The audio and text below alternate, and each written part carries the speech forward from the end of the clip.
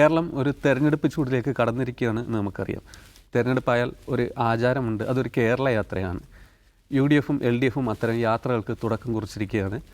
പ്രതിപക്ഷ നേതാവ് VD സതീശനാണ് UDFിൻ്റെ ജാഥയെ നയിക്കുന്നത്. കാസർഗോഡ് നിന്ന് തിരുവനന്തപുരത്തേക്കാണ് പുതുയുഗ യാത്ര എന്നാണ് അതിൻ്റെ പേര്. LDF ആകട്ടെ 3 മേഖലകളായിട്ട് തിരിച്ചാണ് യാത്ര. തെക്കൻ മേഖല, മധ്യമേഖല, വടക്കൻ മേഖല എന്നിങ്ങനെ തിരിച്ചിട്ടാണ്. ഇതിൽ വടക്കൻ മേഖല ME ഗോവിന്ദ മാസ്റ്ററാണ് നയിക്കുന്നത്, മധ്യമേഖല ജോസ് കെ മാണി, തെക്കൻ മേഖല ബിനോയ് വിശ്വവും. അതേസമയം BJP ആകട്ടെ യാത്രകളല്ല, സംസ്ഥാനത്തുടനീളം വികസന കോൺക്ലേവുകൾ നടത്താനാണ് തീരുമാനിച്ചിട്ടുള്ളത്. ഇത്തരം യാത്രകൾ അല്ലെങ്കിൽ ഈ കോൺക്ലേവുകൾക്ക് ഇത് തെരഞ്ഞെടുപ്പ് വോട്ടായി മാറ്റാൻ പറ്റുമോ എന്നതാണ് നമ്മൾ പരിശോധിക്കുന്നത്. അതാവും സാർ, ഇതൊരു പതിവായിട്ടുള്ളൊരു ആചാരമാണ് മുന്നണികൾക്ക് അല്ലെങ്കിൽ രാഷ്ട്രീയ പാർട്ടികൾക്ക് ഇത്തരം ഒരു യാത്ര എന്ന് പറയുന്നത്.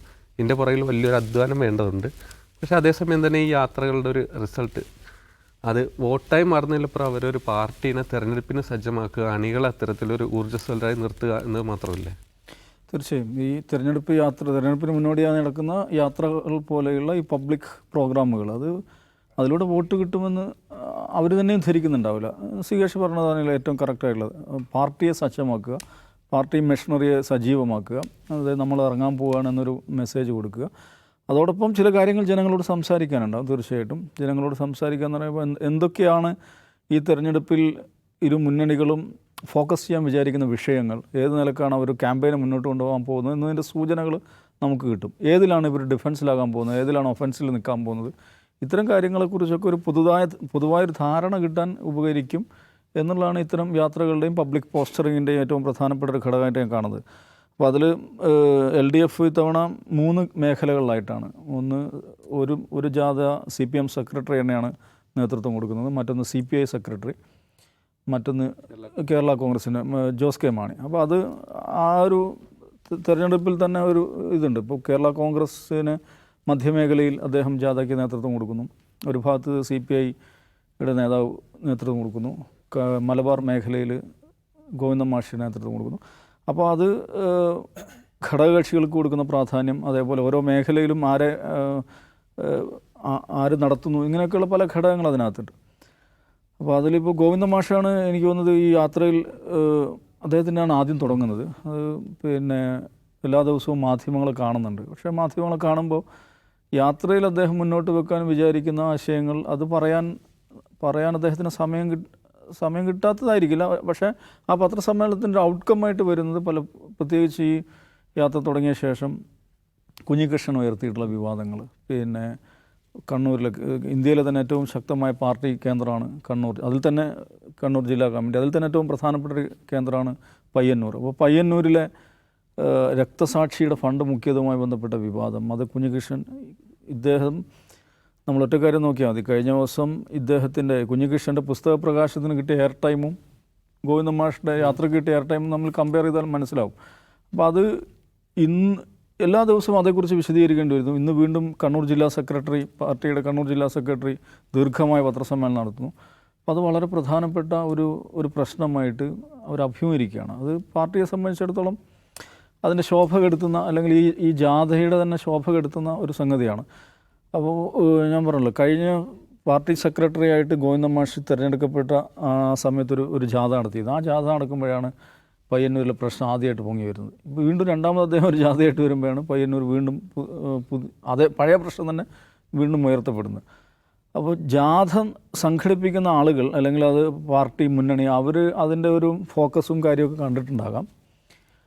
പക്ഷേ അത് തന്നെ ആയിക്കൊള്ളണമെന്നില്ല വരുന്നത്. അത് തന്നെ ആയിക്കൊള്ളണമെന്നില്ല അതിൻ്റെ ഒരു ഔട്ട്കം, അതിൻ്റെ റിസൾട്ടായിട്ട് പുറത്തേക്ക് വരുന്നത്.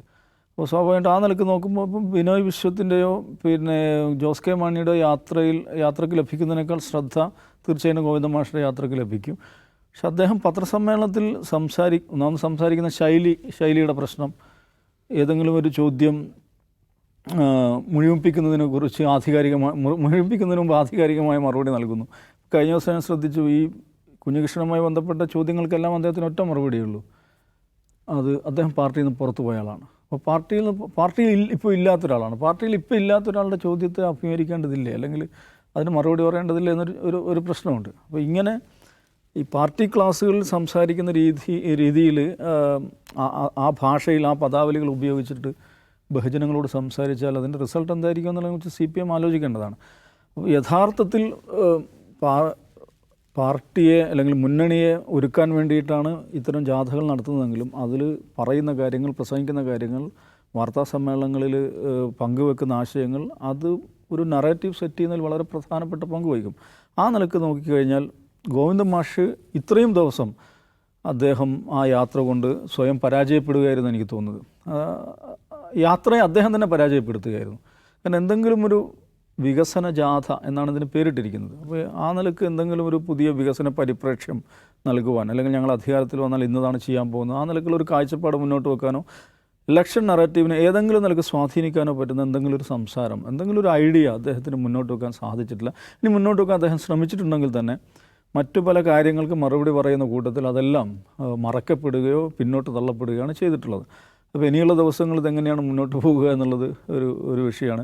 എനിക്ക് അദ്ദേഹത്തിൻ്റെ ജാഥയ്ക്ക് അതിൻ്റെ ശോഭ കെടാതെ പോകാൻ ഏറ്റവും നല്ലത് അദ്ദേഹം ഈ രാവിലത്തെ വാർത്താ സമ്മേളനങ്ങൾ ഒഴിവാക്കുന്നതായിരിക്കും നല്ലതെന്നാണ് എൻ്റെ അഭിപ്രായം.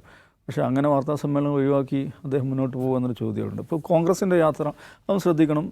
ഇപ്പുറത്ത് LDFൻ്റെ യാത്രയാണ് നടക്കുന്നത്, അവിടെ UDFൻ്റെ യാത്രയല്ല, കോൺഗ്രസിൻ്റെ യാത്രയാണ് നടക്കുന്നത് VD സതീശൻ്റെ നേതൃത്വത്തിൽ. അത് തീർച്ചയായിട്ടും എനിക്ക് തോന്നുന്നു കോൺഗ്രസ് അങ്ങനെ യാത്ര നടത്തുന്നത് അവരെ സംബന്ധിച്ചിടത്തോളം സംഘടനയെ സംഘടിപ്പിച്ച് നിർത്തുക, അതിനെ ശക്തമാക്കുക എന്ന് പറയുന്ന ഒരു പ്രശ്നം അവർ ശരിക്കും അഭിമുഖീകരിക്കുന്നുണ്ടാവും. VD സതീശൻ ഈ പറഞ്ഞതുപോലെ കഴിഞ്ഞ പാർലമെൻറ്റ് തിരഞ്ഞെടുപ്പ്, അതിനുശേഷം നടന്ന ഉപതെരഞ്ഞെടുപ്പുകൾ, അതിലൂടെ ഒരു ഇലക്ഷൻ എഞ്ചിനീയർ എന്നുള്ള ആ ഒരു സ്ഥാനത്ത് കയറി നിൽക്കുകയാണ്. ആ പ്രതിപക്ഷ നേതാവായിട്ടുള്ള VD സതീശൻ നയിക്കുന്ന ആദ്യത്തെ അസംബ്ലി തിരഞ്ഞെടുപ്പാണ്. ആ നിലക്ക് അദ്ദേഹത്തെ സംബന്ധിച്ചത് ഒരു ഗ്രാൻഡ് സ്റ്റാർട്ടർ എന്നുള്ള നിലക്കായിരിക്കും കാണുന്നത്. അപ്പോൾ സംഘടനയെ അതിൻ്റെ ചിട്ടവട്ടങ്ങൾ അത് ക്രമപ്പെടുത്തുക എന്നുള്ളത് തന്നെയായിരിക്കും പ്രധാനമായും അദ്ദേഹവും കാണുന്ന കാര്യം. പക്ഷെ അതെങ്ങനെ മുന്നോട്ട് പോകുന്നുള്ളത് നമുക്കറിയാം. ഇത്തരം ജാഥകൾ നടക്കുമ്പോഴാണ് എപ്പോഴും വലിയ രാഷ്ട്രീയ വിവാദങ്ങൾ ഉണ്ടാകുന്നത്. ജാഥകളിൽ നടത്തുന്ന പ്രസംഗങ്ങൾ, അവിടെ നൽകുന്ന മറുപടികൾ, ഇതൊക്കെയാണ് പലപ്പോഴും ജാഥയുടെ അടിസ്ഥാന മുദ്രാവാക്യത്തിനെ മറക്കുന്ന സ്വഭാവത്തിലുള്ള പല കാര്യങ്ങൾ വന്നു കയറും. അതെങ്ങനെയാണ് ഇനി വരാൻ പോകുന്നത് കാണേണ്ടതാണ്. പക്ഷെ കോൺഗ്രസിനെ സംബന്ധിച്ചിടത്തോളം ജാഥയോ അല്ലെങ്കിൽ ഇതൊന്നുമല്ല പ്രശ്നം. കോൺഗ്രസിനെ സംബന്ധിച്ച് ഏറ്റവും പ്രധാനപ്പെട്ട പ്രശ്നമായിട്ട് വരുന്നത് അതിൻ്റെ കാൻഡിഡേറ്റ് അങ്ങനെയാണ് അവർ സ്ഥാനാർത്ഥികളെ പ്ലേസ് ചെയ്യുക എന്നുള്ളതായിരിക്കും. സ്ഥാനാർത്ഥികളെ പ്ലേസ് ചെയ്യുന്നിടത്ത്, മുന്നണികൾക്ക് സീറ്റുകൾ വീതം വെക്കുന്നിടത്ത് ഇപ്പോൾ വന്നുകൊണ്ടിരിക്കുന്ന പുതിയ ആശയം മുന്നണികൾ സീറ്റുകൾ വെച്ചു മാറുന്ന സംഗതി, അതേപോലെ MP-മാർ മത്സരിക്കുമ്പോൾ വേണ്ടി ഇത്തരം കുറേ നീർന്ന, അത്ര എളുപ്പം പരിഹരിക്കാൻ പറ്റാത്ത പ്രശ്നങ്ങളാണ് കോൺഗ്രസ്സിന് UDFന് എപ്പോഴും ഏറ്റവും വലിയ അങ്കലാപ്പിലാക്കുക. ഇപ്പോൾ തന്നെ സുധാകരൻ കഴിഞ്ഞ ദിവസം പറഞ്ഞ കേട്ടില്ല, പാർട്ടി ആവശ്യപ്പെട്ടാൽ മത്സരിക്കും, പക്ഷേ പാർട്ടി ആവശ്യപ്പെടുമെന്നാണ് ഞാൻ പ്രതീക്ഷിക്കുന്നതെന്നാണ്. അപ്പോൾ നോക്കൂ, ജനങ്ങൾ പാർലമെൻറ്റിലേക്ക് അയച്ചൊരു മനുഷ്യൻ ലോക്സഭയിൽ മത്സരിക്കണമെന്ന് ആഗ്രഹിക്കുകയാണ്, പ്രതീക്ഷിക്കുകയാണ്. നിയമസഭയിലേക്ക് മത്സരിക്കുക.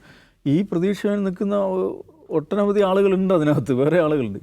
ഇതൊക്കെ ഏത് നിലക്കുള്ള സന്ദേശമാണ് ജനങ്ങൾക്ക് കൊടുക്കുന്ന വളരെ വലിയ പ്രശ്നമുണ്ട്. പിന്നെ ഈ സീറ്റുകൾ ഇപ്പം UDF CK ജാനു UDFൻ്റെ സ്ഥാനാർത്ഥിയായിട്ട് മാനന്തവാടിയിൽ ഉണ്ടാവുമെന്നാണ് പൊതുവെ പറയപ്പെട്ടിരുന്നത്. പക്ഷെ ഇപ്പോൾ കേൾക്കുന്ന അവർക്ക് സീറ്റ് കൊടുക്കുന്നില്ല എന്നുള്ളത്. CK ജാനു വലിയൊരു പൊളിറ്റിക്കൽ ഫോഴ്സ് ഒന്നുമല്ല. പക്ഷേ CK ജാനുവിന് സീറ്റ് കൊടുക്കുന്നതിലൂടെ കേരളത്തിന് കൊടുക്കുന്നൊരു സന്ദേശമുണ്ട്. ഒരു മുന്നണി എന്നുള്ള നിലയ്ക്ക് അത് കൊടുക്കുന്ന വലിയൊരു രാഷ്ട്രീയ സന്ദേശമുണ്ട്. അത് എങ്ങനെയാണ് പോകുന്നത്? പിന്നെ തിരുവമ്പാടി സീറ്റും മലപ്പുറം ജില്ലയിലെ തവനൂരും തമ്മിൽ വെച്ച് മാറുന്നു എന്ന് പറയുന്നു. അതൊരു നിസ്സാര കാര്യമായിട്ട് ഞാൻ കാണുന്നില്ല. കാരണം തിരുവമ്പാടിയിൽ ഇപ്പം തന്നെ നോക്കിക്കഴിഞ്ഞാൽ അവിടെ സഭയുടെ അപ്രമാദിത്വം അംഗീകരിച്ചുകൊണ്ടാണ് കോൺഗ്രസ് ഇപ്പോൾ തന്നെ പോകുന്നത്. അവിടുത്തെ ലോക്കൽ ബോഡി, അവിടുത്തെ ജില്ലാ പഞ്ചായത്ത് ഡിവിഷനുകൾ, ബ്ലോക്ക് പഞ്ചായത്തുകൾ, അവിടുത്തെ പഞ്ചായത്തുകൾ, ഇതിലൊക്കെയുള്ള അവിടെ ഭരിക്കുന്നത് അവിടെ ആരാണ് കോൺഗ്രസിന് പ്രതിനിധികളായിരിക്കുന്നത് നോക്കിക്കഴിഞ്ഞാൽ അത് എന്താണ് സഭയുടെ അമിതമായ സ്വാധീനം എന്ന് കാണാൻ പറ്റും.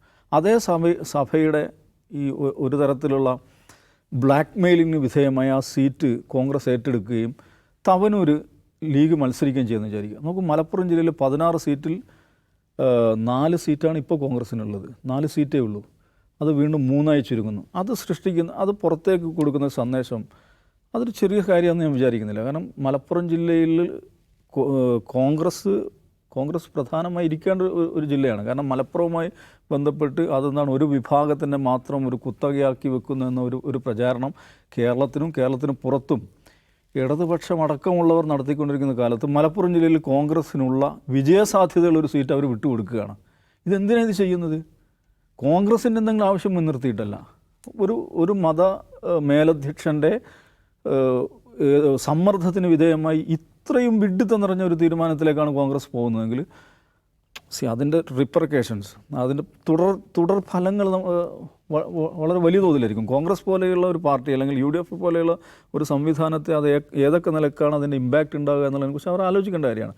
അപ്പോൾ ഇങ്ങനെ ഇപ്പം ഒറ്റക്കാര്യം ആലോചിച്ചാൽ മതി. ഈ സണ്ണി എം കബിക്കാട് മത്സരിച്ചേക്കും എന്ന വാർത്ത വന്നപ്പം അതുണ്ടാക്കിയ ഒരു പോസിറ്റീവ് വൈബ് ഉണ്ടല്ലോ. ഇപ്പോൾ പറഞ്ഞാൽ സണ്ണി എം കബിക്കാട് കേരളത്തിലെ വലിയൊരു ജനകീയ നേതാവോ അല്ലെങ്കിൽ സണ്ണി എം കബിക്കാട് ജയിക്കുന്നതോടുകൂടി അല്ലെങ്കിൽ മത്സരിക്കുന്നതോടുകൂടി പിന്നെ രാഷ്ട്രീയ സമവാക്യത്തിൽ മാറ്റം വരുന്നതൊന്നുമല്ല. അങ്ങനെ ഒരു പ്ലേസ്മെൻറ്റ് വരുന്നതോടുകൂടി അത് നൽകുന്ന ഒരു സന്ദേശം വളരെ പ്രധാനമാണ്. ഇത് എല്ലാ കാര്യങ്ങളിലും സ്ഥാനാർത്ഥികളെ നിശ്ചയിക്കുന്നിടത്ത്, സീറ്റുകൾ വെച്ച് മാറുന്നിടത്ത്, പിന്നെ ഈ പറയുന്ന നിലവിൽ സ്ഥാനങ്ങളിരിക്കുന്ന ആളുകൾ മത്സരിക്കുന്നിടത്ത്, ഇത്തരം കാര്യങ്ങളിലൊക്കെ വളരെ പ്രധാനമാണ്. കോൺഗ്രസിനെ സംബന്ധിച്ചിട്ട് ഞാൻ പറയുന്നത് ജാഥ വിജയിക്കുമോ അല്ലെങ്കിൽ ജാഥയിൽ എന്ത് പറയുന്നു എന്നുള്ളതിനേക്കാൾ കോൺഗ്രസിന് മുമ്പിൽ ഏറ്റവും വലിയ ചലഞ്ച് ഇത്തരം സംഗതികൾ അത് വളരെ എന്താ പറയുക വളരെ ഫോക്കസ്ഡായിട്ട് അത് സെറ്റിൽ ചെയ്യുന്നിടത്ത് കോൺഗ്രസ് എത്രത്തോളം വിജയിക്കുമെന്നുള്ളിടത്തായിരിക്കും അതിൻ്റെ ഏറ്റവും വലിയ ചാലഞ്ച് എന്നാണ് എനിക്ക് തോന്നുന്നത്. അതെ നിഷാദ്, ഇത്തരം ജാഥകൾ അതിൻ്റെ ഒരു രീതി അതൊക്കെ ഒരു കാലഹരണപ്പെട്ടാണെന്ന് തോന്നുന്നുണ്ട്. കാരണം ഇതൊരു സോഷ്യൽ മീഡിയയുടെ കാലമാണ്, വാട്സാപ്പ് യൂണിവേഴ്സിറ്റിയുടെ കാലമാണ്. ജാഥ നടത്തി ജനങ്ങളിലേക്ക് എത്തുന്നതിനേക്കാൾ എളുപ്പത്തിൽ സോഷ്യൽ മീഡിയയിലേക്ക് കാര്യങ്ങൾ കൊടുക്കാൻ കഴിയും. ഒരേ സമയത്ത് ഇതിനെങ്ങനെയാണ് കാണുന്നത്? അല്ല, രണ്ട് വശങ്ങൾ അതിനുണ്ട്. ഒന്നാമത്തെ കാര്യം, ജാഥ നടത്തുന്നത് ജനങ്ങളിലേക്ക് പാർട്ടി സന്ദേശം എത്തിക്കുക എന്ന ഒറ്റ ഉദ്ദേശത്തിൽ മാത്രമല്ല. രണ്ടാമത്തെ, സോഷ്യൽ മീഡിയ കൊണ്ട് മാത്രമായി അല്ല എല്ലാ കാര്യങ്ങളും അഡ്രസ്സ് ചെയ്യേണ്ടത്. ഞങ്ങൾ ഒരു വലിയ ബഹുജന പാർട്ടിയാണെന്നും കേരളമൊട്ടാകെ യാത്ര നടത്താൻ ശേഷിയുള്ള പാർട്ടിയാണെന്നും കേരളമൊട്ടാകെ ഈ ജാഥയെ സ്വീകരിക്കാൻ കഴിയുന്ന യൂണിറ്റുകളുള്ള പാർട്ടിയാണ് എന്നും സ്ഥാപിക്കൽ ഈ തെരഞ്ഞെടുപ്പ് കാലത്ത് പ്രധാനപ്പെട്ട ഒന്നാണ്. കേരളത്തിലെ എല്ലാ പാർട്ടികൾക്കും ജാഥ നടത്താൻ പറ്റുമോ? നടത്താൻ പറ്റും, പക്ഷേ അത് സ്വീകരിക്കാൻ എല്ലാ ജില്ലകളിലും എല്ലാ താലൂക്കിലും ആളുണ്ടാവില്ല.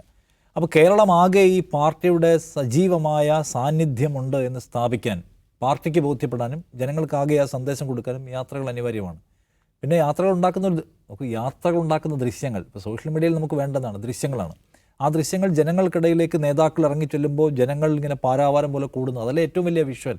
അപ്പോൾ ആ വിഷ്വൽസ് സൃഷ്ടിക്കുന്നതും പ്രധാനപ്പെട്ട കാര്യമാണ്. ജനങ്ങൾക്കിടയിൽ നേതാക്കൾ ഇറങ്ങി നിൽക്കുന്ന ചിത്രം, ആ പാർട്ടിക്കും മുന്നണിക്കും കിട്ടുന്ന സ്വീകാര്യത, ആ തരം വിഷ്വൽസ് ആൻഡ് ഷോട്ട്സ് ഇതിൽ പ്രധാനപ്പെട്ട ഘടകമാണ്. അതുകൊണ്ടാണ് എല്ലാ ദിവസവും ഗോവിന്ദ മാഷുമായി ബന്ധപ്പെട്ട ഷോട്ട്സും പോസ്റ്ററുകളും കാർഡുകളും ഒക്കെ CPIMൻ്റെ പേജിൽ അവർ പുഷ് ചെയ്യുന്നത്. കാരണം പാർട്ടി ആ നിലയ്ക്ക് സ്വീകരിക്കപ്പെടുകയാണ് എന്ന് തോന്നിക്കാൻ. രണ്ടാമത്തത്, ഈ പറഞ്ഞ പോലെ മെക്കാനിസം ആക്റ്റീവ് ആക്കുക എന്നുള്ളതാണ്. അപ്പോൾ ആ നിലയ്ക്ക് നോക്കുമ്പോൾ CPIMൻ്റെ ഒരു ജാഥ കൊണ്ട് അതിൻ്റെ മെക്കാനിസത്തിനകത്ത് അല്ലെങ്കിൽ കോമ്രേഡ്സിനൊക്കെ പുതിയ എന്തെങ്കിലും ഫീൽ ചെയ്യുമെന്ന് ചോദിച്ചാൽ അങ്ങനെയില്ല. ആ നിലയ്ക്ക് ഉള്ള ഒരു ഫ്രഷ്നെസ് ഈ ജാഥയ്ക്ക് ഫീൽ ചെയ്യുന്നില്ല. കാരണം ചോദിച്ചാൽ പാർട്ടി കുറേ പരിപാടികൾ നിരന്തരമായി നടത്തിക്കൊണ്ടിരിക്കുന്നു. നവകേരള മാർച്ച് നടത്തുന്നു, അല്ലെങ്കിൽ അതില്ല, ഇത്തവണ നവകേരള സദസ്സ് നടത്തുന്നു, അല്ലെങ്കിൽ മുഖ്യമന്ത്രി തന്നെയും പല പരിപാടികളിൽ പങ്കെടുക്കുന്നു, പല പ്രൊട്ടസ്റ്റുകൾ അവർ സംഘടിപ്പിക്കുന്നു. ഏറ്റവും അവസാനം ഇപ്പോൾ അവർ വലിയ തോതിലുള്ള ഒരു ഗൃഹസന്ദർശന പരിപാടി സംഘടിപ്പിച്ചു. അങ്ങനെ കുറേ ക്യാമ്പയിൻ നടത്തിയിട്ട് അതിൻ്റെ പിന്നാലെ വരുന്ന ഒരു പരിപാടി നിലയ്ക്കുള്ള ഒരു ഫ്രഷ്നെസ് ഫീലൊന്നും CPM കോമ്രേഡ്സിന് ഇത് കാണുമ്പോൾ ഉണ്ടെന്ന് എനിക്ക് തോന്നുന്നില്ല. ഗോവിന്ദ മാഷ് അദ്ദേഹത്തിൻ്റെ സ്വതസിദ്ധമായ ശൈലിയിൽ വരുന്നു, അദ്ദേഹത്തിൻ്റെതായ വാർത്താ സമ്മേളനം നടത്തുന്നു, പ്രസംഗം നടത്തുന്നു, പോകുന്നു. അതിന് ആ നിലയ്ക്കുള്ള ഇമ്പാക്റ്റ് കോമ്രേഡ്സിനിടയിലോ അല്ലെങ്കിൽ ജനങ്ങൾക്കിടയിലോ ഭീകരമായി ഉണ്ടാക്കാൻ പറ്റുമെന്ന് ചോദിച്ചാൽ ഐ എം നോട്ട് ഷുവർ. ഇതിലൊരു കാര്യമുള്ള, നേരത്തെ ദിവസം പറഞ്ഞ പോലെ ഏത് യാത്രയും തുടങ്ങുമ്പോൾ അപ്പോഴത്തെ രാഷ്ട്രീയ പരിസരം എന്താണ്, ഉയർന്നു നിൽക്കുന്ന വിവാദം എന്താണെന്നുള്ളത് പ്രധാനപ്പെട്ട സംഗതിയാണ്. ഈ നവകേരള മാർച്ച് ആദ്യം പിണറായി വിജയൻ നടത്തുന്ന കാലത്താണ് ലാവലിൻ കേസ് വീണ്ടും ഉയർന്നു വരുന്നത്. അത് ഭീകരമാം വിധം യാത്രയെ എഫക്റ്റ് ചെയ്തിരുന്നു. എല്ലായിടത്തും അദ്ദേഹത്തിന് വിശദീകരിക്കേണ്ടി വന്ന ഈ പറയുന്ന ലാവലിൻ കേസുമായി ബന്ധപ്പെട്ട വിശദാംശങ്ങൾ, അതിൽ തന്നെ VS അച്യുതാനന്ദൻ പാർട്ടിക്കെതിരായി നിന്നുകൊണ്ടെടുത്ത നിലപാടുകളുടെ വിശദീകരണം, അങ്ങനെ അതിൻ്റെ മൊത്തം ഫോക്കസ് തെറ്റിപ്പോയിരുന്നു. നമുക്ക് ഓർമ്മയുണ്ടാക്കാലം. ഇവിടെ ഇപ്പോൾ എവിടെയാണ് കാസർഗോഡ്, കണ്ണൂർ അതുപോലുള്ള മലബാർ മേഖലയിൽ ജാഥ നയിക്കാനാണ് MV ഗോവിന്ദ മാഷിൻ്റെ ഉത്തരവാദിത്വം. അദ്ദേഹത്തിന് എപ്പോഴും മറുപടി പറയേണ്ടി വരുന്നത് എന്താണ്? ഈ പയ്യന്നൂരിലെ കേസാണ്. പയ്യന്നൂരിലെ കേസിൽ അദ്ദേഹം നിരന്തരമായ മറുപടി പറയുന്നു. പയ്യന്നൂരിൽ പാർട്ടി പറഞ്ഞത് ജനങ്ങളുടെ മുമ്പിലേക്ക് കണക്ക് വെക്കേണ്ട ബാധ്യത ഞങ്ങൾക്കില്ല, ഞങ്ങൾ പാർട്ടിക്കാരെ ബോധിപ്പിച്ചോളാന്നാണ്. പക്ഷേ ഫൈനലി അവർ ആ കണക്ക് വെക്കാനും തീരുമാനിക്കുന്നത്. KK രാഗേഷ് മാധ്യമങ്ങളെ കാണുന്നുണ്ട്, പക്ഷേ പൂർണ്ണമായും കണക്കൊന്നും വെച്ചിട്ടില്ല. വേറെ എന്തൊക്കെ ചില കാര്യങ്ങൾ അദ്ദേഹം പറയാണ്. പക്ഷേ അങ്ങനെ വീണ്ടും വിശദീകരിക്കാൻ ജനങ്ങൾക്ക് മുമ്പിലേക്ക് വരാൻ തക്കവണ്ണമുള്ള ഒരു സമ്മർദ്ദം ഈ യാത്രയുടെ കാലത്ത് CPM അനുഭവിക്കുന്നു എന്നതിൻ്റെ ബൈ പ്രോഡക്റ്റാണ് ഇന്നത്തെ വാർത്താ സമ്മേളനം. അപ്പോൾ CPMനെ സംബന്ധിച്ച് അങ്ങനെ പൂർണ്ണമായും അനുകൂലമായ ഒരു കാലാവസ്ഥയിലല്ല ഗോവിന്ദ മാഷിൻ്റെ യാത്ര നടന്നുകൊണ്ടിരിക്കുന്നത്. മറ്റൊന്ന്, സ്വർണ്ണക്കൊള്ള കേസിൽ പ്രധാനപ്പെട്ട പ്രതികളെല്ലാവരും സ്വാഭാവിക ജാമ്യം കിട്ടി പുറത്തേക്ക് വരികയാണ്. അതിനകത്ത് കോൺഗ്രസിനെതിരെയുള്ള ആരോപണമായിട്ടും CPM സജീവമായിട്ടുണ്ട്, ഭരണപക്ഷ ബെഞ്ചും സജീവമായിട്ടുണ്ട്. പക്ഷേ എന്നാലും സർക്കാരിന് മേലുള്ള ആക്ഷേപത്തിന് സാധ്യതയുള്ളൊരു സമയമാണ്. കുറ്റപത്രം സമയബന്ധിതമായി സമർപ്പിക്കാത്തത് കൊണ്ട് എല്ലാവർക്കും സ്വാഭാവികമായി ജാമ്യം കിട്ടുകയാണ്. അന്വേഷണം ശരിയാവണ്ണം പോകുന്നില്ല. SITയെ സർക്കാർ കൺട്രോൾ ചെയ്യുന്നതിനുള്ള ആക്ഷേപം നിയമസഭയിൽ ഉയർത്തി വലിയ പ്രൊട്ടസ്റ്റുമായിട്ട് പ്രതിപക്ഷം സഭാ നടപടികളോട് സഹകരിക്കാതെ ഇറങ്ങുന്ന സമയത്ത് നടക്കുന്ന ജാഥയാണ്. അപ്പോൾ അവരെ സമ്മർദ്ദത്തിലാക്കുന്ന ഘടകങ്ങൾ ഒന്ന് മലബാർ മേഖലയിലാകമാനം പാർട്ടിയുടെ വിശ്വാസ്യതയ്ക്ക് മങ്ങലേൽപ്പിച്ചിട്ടുള്ള ഫണ്ട് തട്ടിപ്പ് വിവാദം. തിരുവനന്തപുരത്ത് പോലും കഴിഞ്ഞ ദിവസം അതിൻ്റെ അനുരണനം എന്ന നിലയ്ക്ക് ഒരു രക്തസാക്ഷിയുടെ സഹോദരൻ പാർട്ടി മാറി അവർക്ക് VD സതീശൻ ഷാൾ അണിയിക്കുന്നുണ്ടല്ലോ. അപ്പോൾ അത്ര സുഖകരമായ ഒരു അന്തരീക്ഷത്തിലൂടെയാണ് ജാഥ നടക്കുന്നതെന്ന് പറയാൻ പറ്റില്ല. ഈ പറഞ്ഞ സ്വർണ്ണക്കൊള്ള കേസും അതുകൊണ്ട് അതൊരു എക്സസൈസ് നിലയ്ക്ക് സാധാരണ നിലയ്ക്ക് പൂർത്തിയാവും. അതെന്തെങ്കിലും ഒരു ഹൈ ഇമ്പാക്റ്റ് ഫണ്ടാണെന്ന് ചോദിച്ചാൽ അങ്ങനല്ല, ഒരു സാധാരണ പരിപാടി മാത്രമാണ്. അതിലെനിക്ക് തോന്നുന്നു പിന്നെ ഡിഫറൻ്റ് ആയിട്ടുള്ള സംഗതി, സാധാരണ നിലയ്ക്ക് ഈ ജാഥ നടത്തുമ്പോൾ കഴിഞ്ഞ കുറേ കാലങ്ങളായി CPM നേതാക്കൾ പറഞ്ഞുകൊണ്ടേയിരിക്കുന്ന ചില കോംബോ വർത്തമാനങ്ങളുണ്ടല്ലോ. അപ്പുറത്തുള്ള UDF ഇപ്പം ഭരണ നേട്ടങ്ങൾ പറയുക എന്നതിനേക്കാൾ കൂടുതൽ പ്രതിപക്ഷത്തെ ഡിസ്ക്രെഡിറ്റ് ചെയ്യുക എന്നുള്ളതായിരുന്നു അവരുടെ പ്രധാനപ്പെട്ട പരിപാടി. മോദിയൊക്കെ ചെയ്തുകൊണ്ടിരുന്നത് അങ്ങനെയാണ്. മോദി കഴിഞ്ഞ തെരഞ്ഞെടുപ്പിൽ പറഞ്ഞാൽ നമുക്ക് ഓർമ്മയുണ്ടല്ലോ, ഞങ്ങൾ തോറ്റാൽ പിന്നെ ആട്ടിറച്ചി കഴിക്കുന്ന രാഹുൽ ഗാന്ധിയാണ് അധികാരത്തിൽ വരിക എന്നൊക്കെ പറയുമായിരുന്നു. അപ്പോൾ പ്രതിപക്ഷത്തെ പരമാവധി ഡിസ്ക്രെഡിറ്റ് ചെയ്യുക, നെഹ്റുവിനെ ഡിസ്ക്രെഡിറ്റ് ചെയ്യുക എന്നുള്ള മോദിയുടെ പരിപാടി ഇവിടെയും അങ്ങനെയാണ്. വരാൻ പോകുന്നവർ കുഴപ്പക്കാർ, വരാൻ പോകുന്നവർ ആ സംഘടനയുമായി ബന്ധമുള്ളവർ, അല്ലെങ്കിൽ ഈ സംഘടന ആഭ്യന്തര വകുപ്പ്, അതിൻ്റെ ഒരു ഒരു ഒരു അത് പുഷ് ചെയ്യുന്നത് കുറച്ചോ സംശയം. കാരണം നമ്മളിവിടെയും കേട്ടില്ലല്ലോ. ഇത് പ്രസംഗിക്കുമ്പോൾ സാധാരണ നിലയ്ക്ക് പറയേണ്ട ഒന്നാമത്തെ കാര്യം ഒന്നുകിൽ ഞങ്ങളെ ജയിപ്പിച്ചോളൂ, അല്ലെങ്കിൽ മുസ്ലിം ലീഗും ജമാഅത്തെ ഇസ്ലാമിയും എല്ലാം കൂടെ അധികാരത്തിൽ വരികയാണ്. എനിക്കൊന്ന് അതിൽ നിന്ന് കുറച്ചൊന്ന് സ്റ്റെപ്പ് ഡൗൺ ചെയ്യാനുള്ള തീരുമാനം എടുത്തുവന്ന് ഈ ജാഥ കാണുമ്പോൾ സംശയം തോന്നുന്നു. ബിനോയ് വിശ്വം അത് പറയുന്ന കാണുന്നില്ല, അദ്ദേഹം അത് പറയുന്ന ഒരാളുമല്ല സാധാരണ നിലയ്ക്ക്. ജോസ് കെ മാണി അത് പറയുമെന്ന് തോന്നുന്നില്ല. അപ്പോൾ MV ഗോവിന്ദനും അത് പറയുന്നതായി നമ്മൾ കാണുന്നില്ല. അപ്പോൾ അവരൊരു പ്രധാനപ്പെട്ട മുദ്രാവാക്യമായിട്ട് വളരെ ലൗഡായിട്ട് എടുത്തു വെച്ചിരുന്ന സംഗതിയിൽ അവരൊന്ന് സ്റ്റെപ്പ് ബാക്ക് ചെയ്തൊന്ന് സംശയമുണ്ട്. ഉറപ്പില്ല, നാളെ എപ്പോൾ വേണമെങ്കിലും AK ബാലൻ്റെയൊക്കെ പ്രവേശനം ചെയ്യാം. അതുകൊണ്ട് നമുക്കത് ഉറപ്പ് പറയാൻ പറ്റില്ല. രണ്ടാമത് UDFൻ്റെയാണ്. UDFനെ സംബന്ധിച്ചും ഈ പറയുന്ന കോൺഗ്രസ് നടത്തുന്ന ജാഥ അവരുടെ മൊത്തം മെക്കാനിസത്തെ ഉണർത്താനും ഇളക്കാനും ഒക്കെ സഹായിക്കും. കോൺഗ്രസിനെ സംബന്ധിച്ച് ഒരു പ്രധാന സംഗതിയാണ്. അവർക്കൊരു ആവേശം ഉണ്ടായിട്ടുണ്ട്. കാരണം കഴിഞ്ഞ ലോക്കൽ ബോഡി ഇലക്ഷനിലെ വിജയം അവർക്ക് ഭയങ്കര ആത്മവിശ്വാസം ഉണ്ടാക്കിയിട്ടുണ്ട്. നമ്മൾ അധികാരത്തിലേക്ക് വരാൻ പോവുകയാണെന്നൊരു ഫീൽ എല്ലാവർക്കും കൊടുത്തിട്ടുണ്ട്. സോ അതുകൊണ്ട് ആ ജാഥയ്ക്ക് വലിയ വരവേൽപ്പ് കിട്ടുമായിരിക്കും. VD സതീശനെ സംബന്ധിച്ചും അദ്ദേഹം ആദ്യമായി ഒരു തെരഞ്ഞെടുപ്പിന് മുന്നോടിയായി മൊത്തം പാർട്ടിയെ റെപ്രസെൻ്റ് ചെയ്തുകൊണ്ട് ഒരു നായകസ്ഥാനീയനായി നിന്നുകൊണ്ട് ഒരു യാത്ര നടത്തുകയാണ്. അദ്ദേഹത്തിൻ്റെ കരിയറിൽ ഒരു പ്രധാനപ്പെട്ട ഒരു മാസമാണിത്. കാരണം അദ്ദേഹമാണ് ഇപ്പോൾ പലതരത്തിലുള്ള സ്റ്റേക്ക് ഹോൾഡേഴ്സ് ഉണ്ടെന്ന് വിചാരിക്കപ്പെടുന്നു. ആരാണ് മുഖ്യമന്ത്രി എന്നതിനെ ചൊല്ലിയുള്ള ആശയക്കുഴപ്പം നിൽക്കുമ്പോൾ അദ്ദേഹത്തിനെ സംബന്ധിച്ച് ഭരണപക്ഷം അദ്ദേഹത്തെ കേന്ദ്രീകരിച്ച് ആക്രമിക്കുന്നു. അദ്ദേഹത്തെ ഡിസ്ക്രെഡിറ്റ് ചെയ്യാനും അദ്ദേഹത്തെ ഔട്ട്ഷൈൻ ചെയ്യാനുള്ള ശ്രമം P രാജീവും MB രാജേഷും അല്ലെങ്കിൽ K രാജനും എല്ലാവരും കൂടി ശ്രമിക്കുന്നത് കാണുന്നു. ഭരണപക്ഷം തന്നെ നേരിട്ട് ആക്രമിക്കുന്നു ശിവൻകുട്ടിയൊക്കെ. അതിനുശേഷം അദ്ദേഹം ഇത് പാർട്ടിയുടെ ലീഡർഷിപ്പിൽ ജാഥ നടത്താൻ പോകുന്നു. അപ്പോൾ ഇനി വരാൻ പോകുന്ന നവകേരള മാർച്ച് നടത്തിയത് ആരാണ്? പിണറായി വിജയനാണ്. VS അച്യുതാനന്ദൻ അവിടെ ഇരിക്കെ പിണറായി വിജയനാണ് ജാഥ നടത്തിയത്. ആ ജാഥയുടെ ഒടുവിൽ അധികാരം കിട്ടുകയും പിണറായി വിജയൻ മുഖ്യമന്ത്രിയാവുകയും ചെയ്തല്ലോ. അപ്പോൾ ഈ കൺഫ്യൂഷനെയൊക്കെ ഒന്ന് മാറ്റാനും സതീശനെ സംബന്ധിച്ച് അദ്ദേഹത്തിന് വ്യക്തിപരമായ ഒരു കോൺഫിഡൻസ് എനിക്ക് തോന്നുന്നു കോൺഗ്രസിനെയും UDFൻ്റെയും സിമ്പതൈസേഴ്സിന് അണികൾക്കും അനുഭാവികൾക്കും എല്ലാവർക്കും ഒരു ക്ലാരിറ്റി കൊടുക്കുന്നുണ്ടാവും ഈ ജാഥ എന്ന് തോന്നുന്നു. ഈ പറഞ്ഞ പോലെ വിവാദങ്ങളിൽ നിന്ന് മാറി നിൽക്കാൻ കഴിയണം. ഇന്നിപ്പോൾ NDTVക്ക് കൊടുത്ത ഇൻ്റർവ്യൂവിൽ സതീശനോട് ചോദിക്കുന്നുണ്ട്, നിങ്ങളിപ്പോൾ ഇതൊക്കെ നടത്തുമ്പോഴും പലതരത്തിലുള്ള ആശയക്കുഴപ്പങ്ങൾ അതിനകത്തില്ലേ, ഒരുപാട് മുഖ്യമന്ത്രി മോഹികൾ അതിനകത്തുണ്ടല്ലോ എന്നാണ് അദ്ദേഹം പറഞ്ഞത്. നേതാക്കളാൽ സമ്പന്നമായ ഒരു പാർട്ടിയാണ്, മുഖ്യമന്ത്രിയാകാൻ അവകാശവാദവും അർഹതയുമുള്ള ഒരുപാട് പേരുണ്ട്, അതേക്കുറിച്ചുള്ള ഒരു സംഘർഷവും ഞങ്ങൾക്കിടയിൽ ഇല്ല എന്നാണ്. ആ സംഘർഷം ഉണ്ടാവാതെ ഇരിക്കണം. സതീശനാണ് ഏറ്റവും കൂടുതൽ മുഖ്യമന്ത്രിയാകാനുള്ള ആളുകളുടെ വോട്ട് കിട്ടിയെന്നൊരു സർവേ പുറത്തു വന്നപ്പോൾ അങ്ങനെ പല സർവേയും വരും, അതൊന്നും വലിയ കാര്യമുള്ള കാര്യമല്ല എന്ന് പറഞ്ഞു രമേശ് ചെന്നിത്തല, നമുക്ക് ഓർമ്മയുണ്ട്. സോ അത്തരം സംഘർഷങ്ങളിലേക്ക് അത് പ്രവേശിച്ചാൽ ഈ യാത്രയുടെ മട്ടും ഭാവമൊക്കെ മാറും. അതുകൊണ്ട് സ്ഥാനാർത്ഥി നിർണയ ചർച്ചകൾ അതേ ചൊല്ലിയുണ്ടാകുന്ന സംഘർഷങ്ങൾ അത് തുടങ്ങുന്നതിന് മുമ്പ് യാത്ര പൂർത്തിയാക്കാൻ കഴിഞ്ഞാൽ യാത്രയെങ്കിലും സേഫ് ആയിരിക്കുന്നതാണ്. എനിക്ക് തോന്നുന്നത് സതീശൻ്റെ കരിയറിലെ ഒരു നിർണായകമായ ഒരു സന്ദർഭമാണ് ഈ യാത്രയുടെ ലീഡർഷിപ്പ്. കോൺഗ്രസിന് ആത്മവിശ്വാസ സംഗതിയും അതുണ്ടാക്കും എന്ന് തോന്നുന്നു. അതിനപ്പുറം പോയാൽ മൊത്തം തെരഞ്ഞെടുപ്പിനെ നിർണ്ണയിക്കാൻ ശേഷിയുള്ള മൊത്തം തെരഞ്ഞെടുപ്പിലെ ഒരു അതിപ്രധാനമായ ഘട്ടം ഈ യാത്രകളാണ് എന്ന് പൊതുവിൽ പറയാൻ പറ്റില്ല എന്ന് എനിക്ക് തോന്നുന്നു. യെസ്, ഈ യാത്രകൾ എന്ത് തന്നെയായാലും അതിലുയർത്തുന്ന മുദ്രാവാക്യങ്ങൾ അധികാരം കിട്ടിയാൽ പാലിക്കപ്പെടുന്നുണ്ടോ എന്ന് ഉറപ്പുവരുത്തേണ്ട ജനങ്ങളാണ് അത് ചോദ്യം ചെയ്യേണ്ടത്.